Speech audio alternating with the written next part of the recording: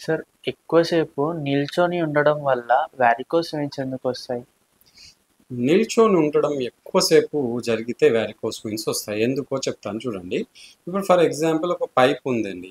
ఇలా యూ ఆకారంలో ఉంది అనుకుందాం ఇలా. సో ఇప్పుడు ఈ యూకి ఎండ్ స్టేజ్‌లో ఇలా అయిన తర్వాత ఇక్కడ టర్న్ అవుతుంది కదా!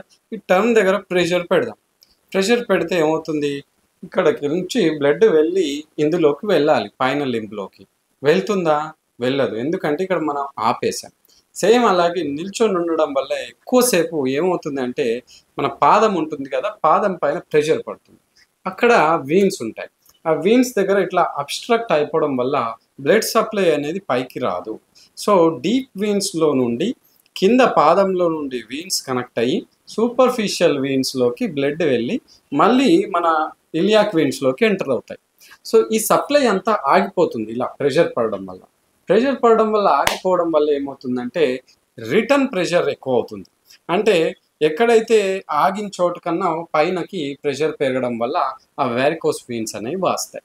సో ఇందుకని ఎక్కువసేపు నిల్చోవడం వల్ల ప్రెషర్ పడి వారికోస్ వీన్స్ వస్తాయి. Thank you.